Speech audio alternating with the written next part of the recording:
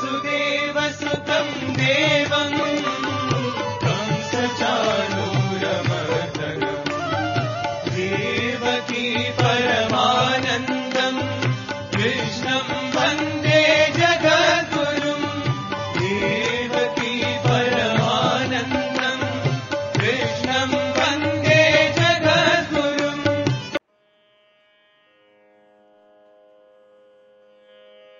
శ్రీ గురుభ్యో నమః. వ్యాస విరచిత శ్రీమద్భాగవతంలో దశమ స్కందంలో నేడు మనం 39వ అధ్యాయం ప్రవచించుకుంటున్నాం.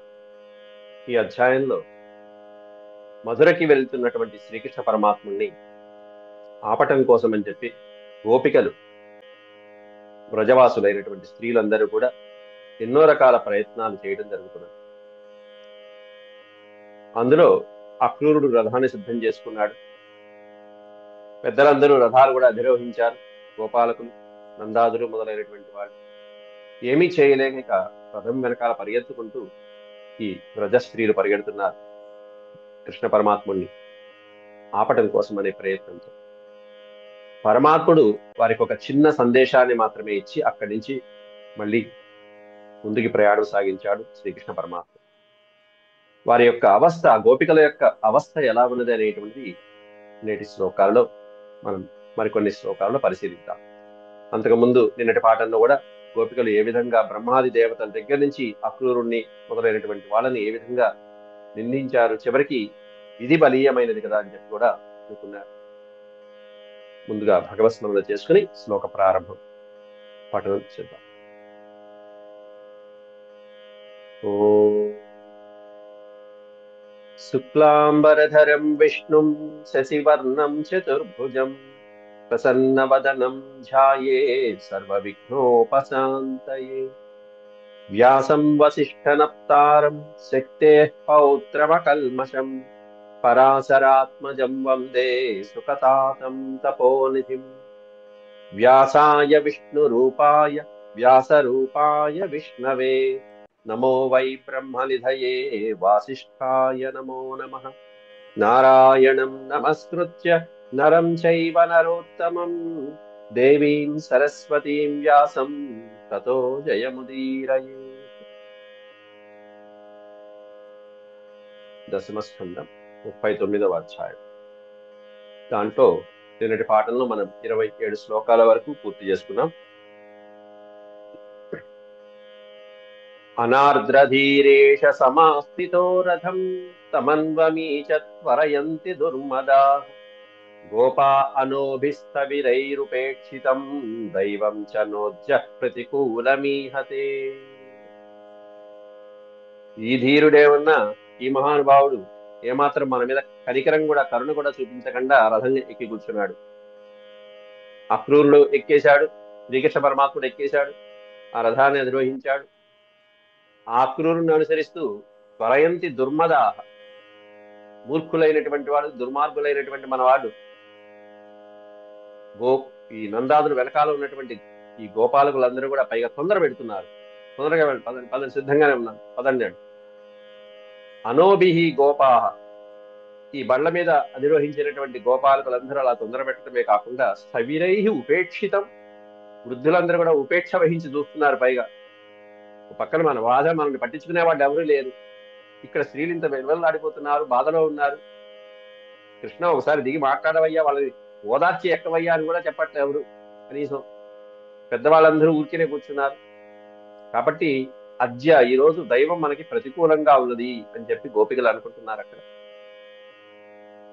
ఇట్లా కాదు కానీ మనమే ఇక కృష్ణుని పలకరిద్దాము, పిలుద్దామని చెప్పి పై శ్లోకంలో అనుకుంటున్నారు. 28వ శ్లోకం.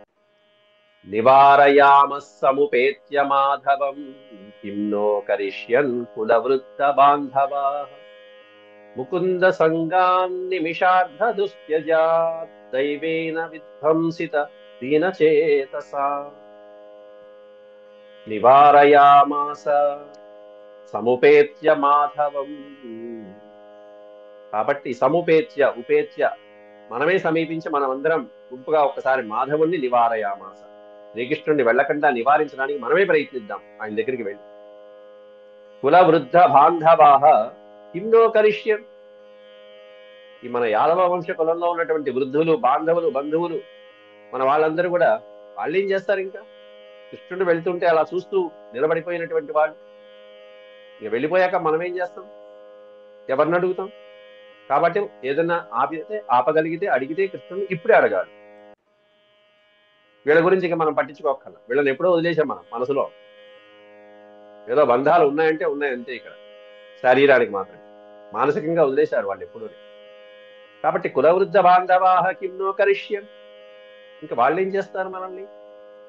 ముకుంద సంగా నిమిషార్థ దుస్త్యజాహ. ఎందుకంటే ముకుంద సంగాత్, శ్రీకృష్ణ పరమాత్ముని యొక్క సాంగత్యము నుండి మనం అర్ధ నిమిషం కూడా విడిచిపెట్టి ఉండటం అనేటువంటిది మనకి దుర్లభం. దుస్త్యజాహ, త్యజింపశక్యము కానటువంటిది, విడరాని బంధం మనకి. ముకుంద సంగాత్, సంగము అంటే ఆయన యొక్క సాంగత్యం, శ్రీకృష్ణ పరమాత్ముని యొక్క సాంగత్యం నుంచి నిమిషార్ధ అనే పదం పెట్టారు. అర్ధ నిమిషం కూడా మనం ఉండలేము. దుస్త్యజాత్. కాబట్టి దైవైన విధ్వంసిత దీన చేతస అనుకుంటూ మాధవుడిని ఇప్పుడే వెళ్ళి మనం అడుగుదాం. ఎందుకంటే దైవం అనేటువంటి మనకి ఎలా ఉంది? అనుకూలంగా ఉందా, ప్రతికూలంగా ఉందంటే ప్రాతికూల్యం. విధ్వంసిత దీన చేతస, ఆ విధివశాత్తు దైవం అనేటువంటి మనకి ప్రతికూలంగా ఉంది. కాబట్టి మన మనస్సులన్నీ కూడా దీన చేతస, ఎంతో దీనంగా స్వామి వారి యొక్క ఆ ఎడబాటుకి వెళ్ళిపోతున్నారనేటువంటి ఎడబాటుకి మన మనసులన్నీ కూడా దిగులు పడిపోతున్నాయి. కాబట్టి వీటిని మనమే మళ్ళీ పునః స్థాపన చేసుకోవాలంటే మనమే ధైర్యం చేసి ఆపాలి, కృష్ణుడిని ఆపాలి. కాబట్టి ఎందుకంటే పరమాత్ముని యొక్క సకలమైనటువంటి లీలామానుష విగ్రహ స్వరూపాలు ఏవైతే ఉన్నాయో ఆయన చూపించినటువంటి లీలలతో మనం ముగ్ధులమైపోయాం, ఆయన వశమైపోయాం. అవి లేకుండా ఇప్పుడు మనం జీవించలేం, బతకలేం. అట్లాంటిది ఆయన వెళ్ళిపోతే ఎట్లా? యస్యానురాగ లలిత స్మిత వల్గు మంత్ర లీలావలోక పరిరంభణ రాసగోష్ఠ్యాం. రాసగోష్ఠ్యాం, రాసలీలల్లో మనం ఎన్ని అనుభవించాం ఆయనతో.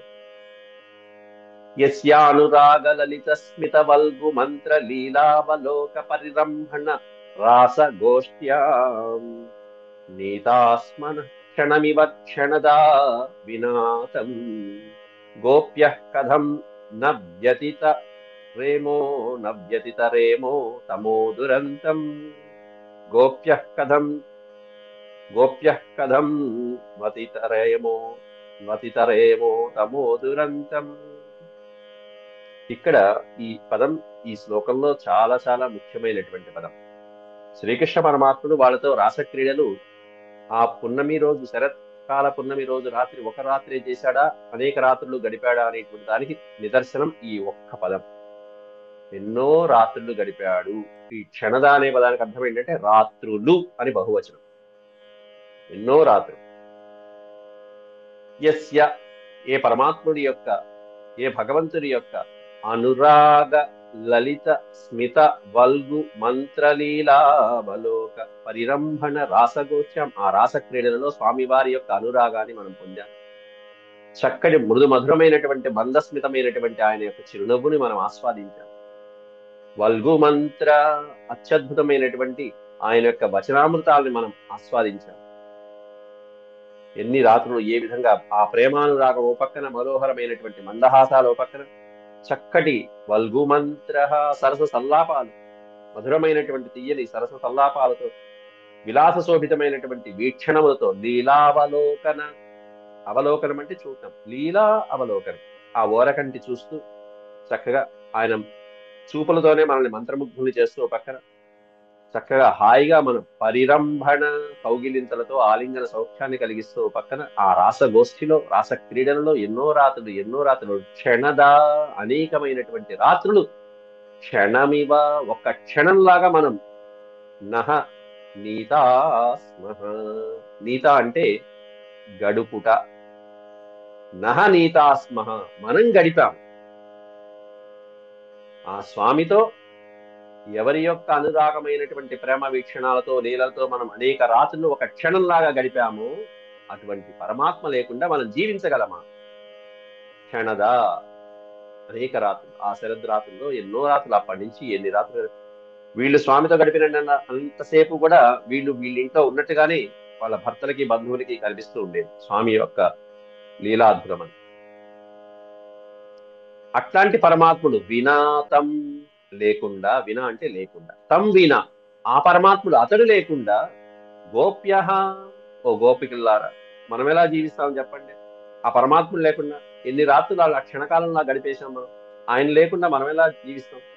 కథం వతితరేమో, ఇక్కడ ఈ పదాన్ని విడదీస్తే కథం ను అతితరేమ, అతితరేమ అనేటువంటి అసలైనటువంటి పదం. అతితరేమ అంటే దాటటం. ఎలా దాటగలం మనం? ఏం దాటాలయ్యా అంటే దురంతం తమః, దురంతం తమః, అంతులేనటువంటి ఈ అంధకారం, అంతులేనటువంటి ఈ విరహ తాపం ఏదైతే ఉందో, తమః అంటే ఇక్కడ తాపం. ఏం తాపం అయ్యా అంటే విరహ తాపం. ఈ కష్టాన్ని, ఈ విరహ తాపాన్ని స్వామి ఇక్కడ నుంచి వేరే చోటకి వెళ్ళిపోతున్నప్పుడు ఆ విరహ తాపాన్ని మనం ఇక్కడి నుంచి దీంట్లోంచి మనం ఎలా అతితరేమ, ఎలా దాటగలం, ఎలా బయటపడగలం ఈ బాధలోంచి, ఈ కష్టం నుంచి ఎలా దురంతం తమః, దురంతం తమః, అత్యంత కష్టమైనటువంటి విరహతాపం, దుర్లభమైనటువంటి, స్వామికి దూరం అయిపోయిన తర్వాత అత్యంత దుర్లభమైనటువంటి ఈ తమః, అంధకారం నుండి. ఏమిటి తమః అంటే విరహతాపం నుండి. కథం ను అతితరేమ, ను ప్లస్ అతితరేమ, కథం వతితరేమ, ఎలా దాటగలం ఈ కష్టాన్ని, ఎలా బయటపడగలం? అంతేకాకుండా మనం ఎలా బతుకుతాం? ఆయన లేకుండా, పరమాత్ముడు లేకుండా మనం ఎలా బతుకుతాం? యోహ్నక్షయే వ్రజమనంత సఖః పరీతో గోపైర్విషం పురరజశ్చురితాల చురితాలకస్రక్, గోపైర్విషం పురరజశ్చురితాలకస్రక్, వేణుం క్వణన్ స్మితకటాక్ష నిరీక్షణేన చిత్తం క్షిణోత్యమృతేను కథం భవేమ, చిత్తం క్షిణోత్యమృతేను కథం భవేమ. యో అహ్నక్షయే వ్రజమనంత సఖః పరీతో, అనంత సఖుడు, అనంత అనే పదం చూసారా? అనంతుడు అంటే బలరాముడు. అనంత సఖః పరీతో, ఆ బృందావనంలో పొద్దున్నే సద్దన్నం మూట కట్టుకుని ఇద్దరు బలరామకృష్ణులతో, ఇద్దరు కూడా ఆ గోపాలకులతో పాటుగా ఆవుల్ని ఆ మేపడానికి, ఆ అరణ్యానికి, వనా ప్రదేశానికి వెళ్ళి తిరిగి వెళ్ళేటప్పుడు ఆ సౌందర్యం చూసి మనం ఎంత ఆనందపడిపోతూ ఉండేవాళ్ళం. ఆ వచ్చినప్పుడు, వెళ్ళేటప్పుడు కంటే ఇంకా వచ్చేటప్పుడు ఇంకా, అయ్యో మా కన్నయ్య కష్టపడి వచ్చేసాడు, ఎంతో కష్టపడి వచ్చేసాడు, అలసిపోయి వచ్చేసాడు. అలసిపోయినటువంటి పరిస్థితిని వారి యొక్క ముఖార విందంలో గోపికలందరూ కూడా చూసి ఎంతో ఇంకా ముగ్ధులైపోయేవారు ఆ స్థితి, సన్నివేశం చూసి. అటువంటి సందర్భంలో వాళ్ళ యొక్క మనసులన్నీ కూడా పరమాత్ముడి యందే నిలిచి ఉన్నవి. అట్ట మన మనసుని స్వామి యొక్క క్రీగంటి చూపులతో దోచుకున్నాడే, ఆ ప్రభువు లేకుండా మనం ఎలా బతికి ఉండగలమమ్మా అని చెప్పి అనుకుంటున్నారు ఈ శ్లోకంలో. యో అహ్నక్షయే అన్నారు. అహ్నము అంటే పగలు, అహ్నక్షయము అంటే సాయంకాలం. పగలు నాశనమైపోయే సమయంలో, పగలు క్షీణించిన సమయం అహ్నక్షయ అంటే.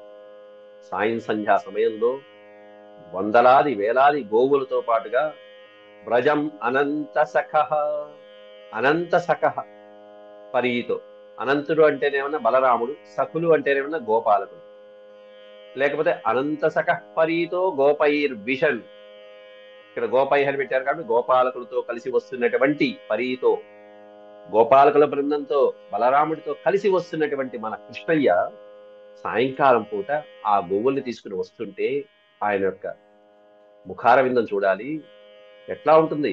పురరజ చురితాలకస్రక్, పురరజ, పురము అంటే గిట్టలు, గోవుల యొక్క కాలి గిట్టల వల్ల లేచినటువంటి దుమ్ము, ఆ ధూసరమైనటువంటి ఆయన యొక్క కేశములు. చురిత అలక స్రక్, అలక, చురిత అలకం అంటే ఈ దుమ్ము, ఎర్రటి దుమ్మంతా పైకి లేస్తూ ఉంటుంది. ఆ ఎర్రటి దుమ్మంతా పైకి లేచి ఆయన యొక్క ముంగురులు, అసలే ఉంగరాల జుట్టు, ఆ ఉంగరాల జుట్టులో కాస్త నెమలిపించు, ఆ ఉంగరాల జుట్టులో ఆ ఎర్రటి మట్టి అలా అలా అలా దుమ్ము, గోధూళి ఎర్రన, అట్లా అది పడిన తర్వాత ఎంత బాగుంటుంది? ఈ నల్లటి మేఘం లాంటి ఈయన యొక్క ఛాయకి ఆ ఎర్రటి అద్భుతమైనటువంటి భూమాత అలా శిరస్సును దాల్చి ఆనందంగా, అందులోను పవిత్రమైనటువంటి గోధూళి, అట్లా కుర రజ చురిత అలకస్రక్, అందమైనటువంటి వనమాల కలిగినటువంటి వాడు. పైగా వస్తున్నవాడు మామూలుగా వస్తాడా? వేణుంక్వనన్, మధురమైనటువంటి వేణుగానం చేసుకుంటూ, ఆ వేణుగానం చేసేటప్పుడు కూడా ఒక మందస్మితం మన మీద అలా పడేస్తూ ఓ పక్కన విసిరేసి చక్కటి చిరునవ్వులు పులకిస్తూ, స్మిత కటాక్ష నిరీక్షణేన, మన వైపే ఒకవైపు ఓరగంట చూస్తూ అందరూ వచ్చారు అటెండెన్స్ వేసుకుంటూ వెళ్తారు వెళ్ళేటప్పుడు. అందరూ చూస్తున్నారా, అందరూ వచ్చారా, చూస్తున్నారా, ఆ దర్శనం అయిందా. ఒకసారి మన మీద అలా కృపాకటాక్ష వీక్షణాలను కురిపించి చక్కటి మధురమైనటువంటి చిరునవ్వుని మన మీద చిలికించి వేణునాదాన్ని అలా మోగించుకుంటూ వాయించుకుంటూ ఆ పిల్లన గ్రోవిని ఊదుకుతూ మన మీద మనకేదో సమాధానం చెప్తున్నారా, సంకేతం ఇస్తున్నారా అన్నట్టుగా ఆ శబ్దాలని మనకి చెవి తాకేట్టుగా చేస్తున్నటువంటి ఆ స్వామి మన చిత్తాన్నంతా క్షిణోతి హరించినటువంటి ఆ స్వామి. క్షిణోతి అంటే హరించుట, వశం చేసేసుకున్నాడు మన మనసుని వశం చేసుకున్నటువంటి ఆ స్వామి. క్షిణోతి అముం రుతే, ఈ పదాన్ని విడతీస్తే క్షిణోతి ప్లస్ అముం ప్లస్ రుతే. అముం రుతే, ఇతడు లేకుండా, రుతే అంటే వినా, లేకుండా, వితౌట్ శ్రీకృష్ణ. అటువంటి శ్రీకృష్ణ పరమాత్ముడు లేకుండా కథం భవేమ, క్షిణోత్యముమృతేను కథం భవేమ. ఆ పరమాత్ముడు లేకుండా మనం ఎలా బతికుంటాం, మనం ఎలా జీవిస్తాం? పొద్దున గోవుల్ని తీసుకుని మేపడానికి వెళ్ళినప్పుడే ఆ గంటల పాటు 7-8 గంటల పాటు ఆయన ఆ బృందావన ప్రాంతానికి వెళ్తేనే మనకి ఏదో యుగంలాగా గడిచేది. రాత్రిపూట ఆయన వచ్చేటప్పటికి అన్ని 10 గంటలు, రాత్రిపూట 8 గంటలు ఆయనతో ఉన్నా కూడా చక్కగా హాయిగా ఉన్నా కూడా క్షణకాలంలా గడిచేది. అట్లాంటిది ఇప్పుడు ఆయన మనల్ని విడిచిపెట్టి వెళ్తున్నాడు అంటే ఇంకా మనం ఎలా జీవిస్తాం? ఏమిటి మన ప్రాణాలు, ఇంకా మన పరిస్థితి ఏమిటి అని విలపిస్తున్నారు అక్కడ. ఈ విధంగా ఇక సుఖవాచ శ్రీకృష్ణ పరమాత్ముడు సుఖయోగేంద్రుల వారు పరీక్షిత్ మహారాజుకి చెప్తూ ఈ విధంగా తలుచుకుని గోపికలందరూ కూడా ఇక ఆ రథం వెనకాల కృష్ణుణ్ణి పిలుస్తూ వెళ్తున్నారట. కృష్ణ కృష్ణ ఆగు కృష్ణ అంటూ వెళ్తున్నారట. అది సుఖయోగేంద్రుల వారు పరీక్షిత్ మహారాజుకి చెప్తున్నారు.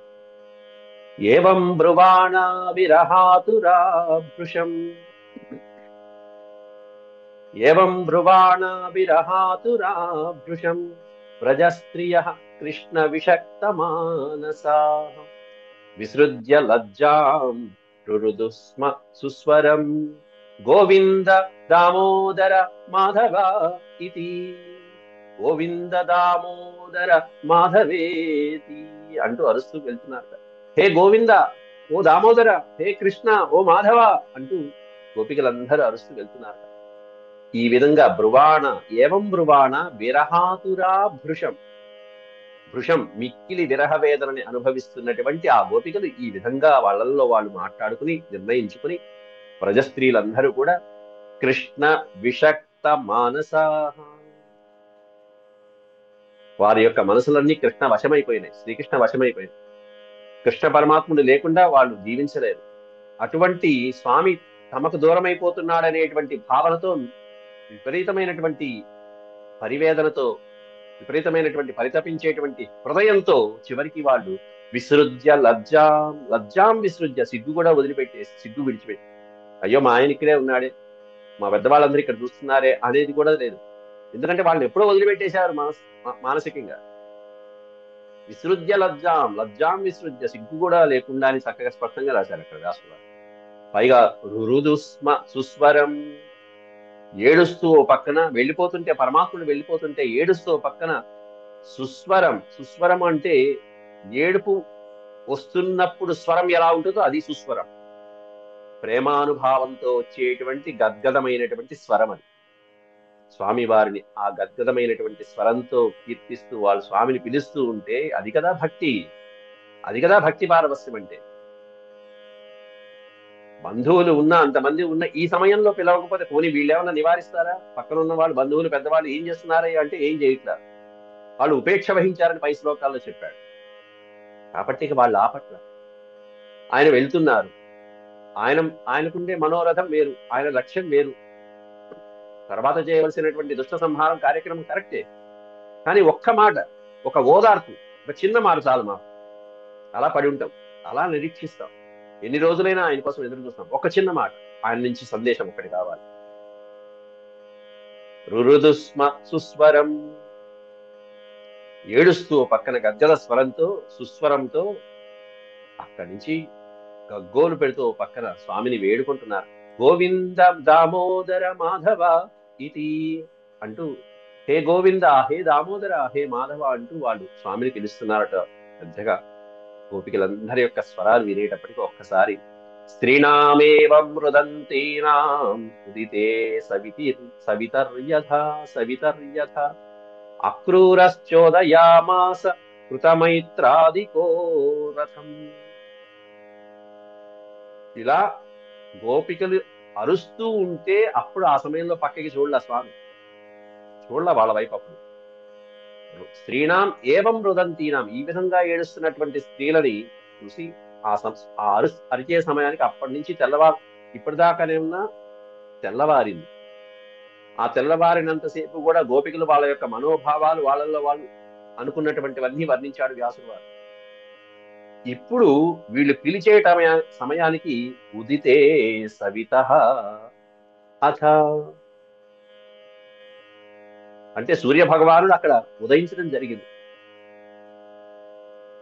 సవిత్ అంటే సూర్యుడు, సూర్యోదయం అయింది. సూర్యోదయం వేళలో వీళ్ళు కృష్ణ పరమాత్ముని పిలిచారు అక్కడ ఓ పక్కన ఏడుకుంటూ.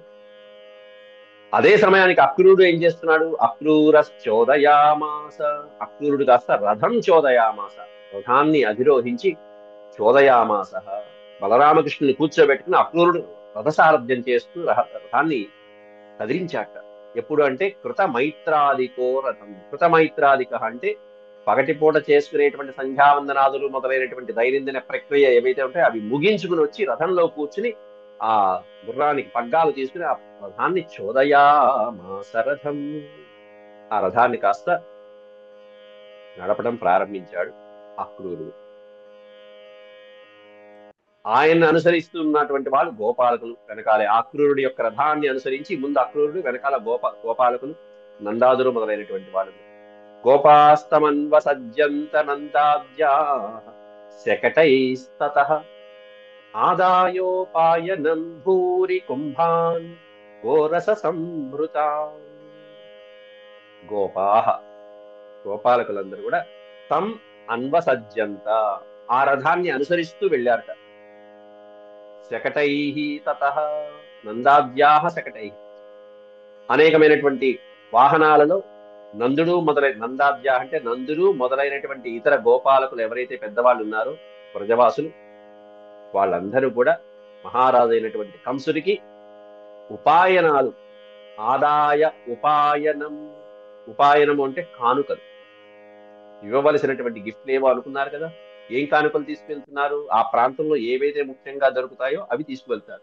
ఏమిటవి అంటే గోరస సంభృతాన్, అనేకమైనటువంటి గోరసములతో చేసినటువంటి పదార్థాలు, పాలు, పెరుగు, మీగడ, వెన్న, నెయ్యి మొదలైనటువంటి, అంతేకాకుండా ఇతరమైనటువంటి మధుర పదార్థాలు, గో క్షీరంతో చేసిన అనేక పదార్థాలని, పూరి కుంభాన్, పెద్ద పెద్ద గుండిగలు, కుంభాలు, కుండలు పెట్టుకుని చక్కగా ఒక కప్పం చెల్లిస్తున్నట్టుగా కొంత, మహారాజుకి కానుకగా ఇవ్వటానికి కొంత, అవన్నీ అనేక శకటాల్లో నింపుకుని నందుడు మొదలైనటువంటి గోపాలకులందరూ కూడా ఆ రథంలో బయలుదేరుతున్నాక అనుసరించి కూడా.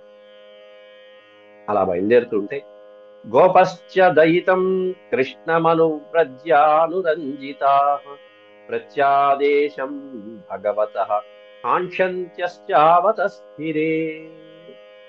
కృష్ణం అనువ్రజ్య అనురంజితాః, గోప్యశ్చ, గోపాహ అంటే పుంలింగం, ఇక్కడ గోప్యః అంటే స్త్రీలింగం, అంటే గోపికలు. గోప్యశ్చ దయితం కృష్ణం, కృష్ణ పరమాత్ముని మీద ప్రేమతో ఉన్నటువంటి గోపికలు, కృష్ణ పరమాత్ముడిని తమ ప్రియుడిగా భావించినటువంటి గోపికలు, సకుడిగా భావించినటువంటి, కృష్ణ మీద ఉన్నటువంటి అనేకమైనటువంటి అత్యద్భుతమైనటువంటి ప్రేమతో తమ ప్రియతముడైనటువంటి వల్లభుడైనటువంటి శ్రీకృష్ణ పరమాత్ముణ్ణి అనుసరిస్తూ ఉన్నారు గోపికలు. కృష్ణ పరమాత్ముడు అప్పుడు చూశాడు. చూసి ఏం చేశాడు? వాళ్ళందరూ పరిగెడుతున్నారు పక్కన. అనువ్రజ్యానురంజితా. ఎప్పుడు తిరుగుతాడు పరమాత్ముడు అంటే అన్యథా శరణం నాస్తి త్వమేవ శరణం మమ అన్నప్పుడే పలుకుతాడు. అందుకనే అక్కడ పైన వాళ్ళు కూడా ఏం చేశారు, పక్కన ఎవరున్నా కూడా వదిలిపెట్టి మరీ సిగ్గు విడిచి మరీ భగవంతుని శరణు వేడుతున్నారు. అందుకని స్పష్టంగా చెప్పాడు. అప్పుడే భగవంతుడు చిక్కుతాడు. అప్పుడు చూశాడు కృష్ణం అనువ్రజ్య అనురంజిత అంటే ఒక పక్కన చూపులతో కొంతమందికి చెప్పాడు, కొంతమందికి చేతులతో చెప్పాడు. సంజ్ఞావాచకంగా కొంతమందికి చూపులతో, ఎందుకంటే ఈ చూపుల సంజ్ఞలు చేతి సంజ్ఞలు అన్ని వాళ్ళకి అలవాటు అయిపోయినాయి శరద్ రాత్రులు. స్వామి అలా చూస్తే ఏమిటి, ఇలా చూస్తే ఏమిటి, చేయి ఇట్లా అంటే ఏమిటి, ఆ తర్వాత దాని అర్థాలు ఏమిటి అనేటువంటివన్నీ ఆ చేతి సంజ్ఞలతో అనురంజిత, వాళ్ళని రంజింపచేసి ఆనందింపచేసి. రంజింపచేయటం అంటే ఆనందింపచేయడం. అమ్మయ్య కృష్ణుడు చూశాడే, ఇంతసేపటికి పిలిచాక పిలిచాక అరిచాక అరిచాక కృష్ణుడు మన వైపు తిరిగాడు. లేకపోతే ముందుకు వెళ్తున్నప్పుడు ఎప్పుడు వెనక్కి తిరిగి చూడరు. కృష్ణుడు మన వైపు చూశాడు, చేతి సంజ్ఞలతో వాళ్ళని నివారించాడు. అయినా సరే వెనక్కి వెళ్ళండి అని చెప్పినప్పటికీ కూడా వీళ్ళు వెళ్ళల. ఒక్క అడుగు కూడా వాళ్ళు వెనక్కి వెళ్ళలేకపోయారు. ప్రత్యాదేశం భగవత కాంక్ష్యంత్యవతస్థిరే. అవతస్థిరే అంటే నుంచోవటం. అక్కడే స్థిరంగా నుంచున్నారు, వెళ్ళల వాళ్ళు వెనక్కి. చూసేటప్పటికి ఆగారు. అమ్మయ్య చూశాడు, భగవంతుడు చూశాడు.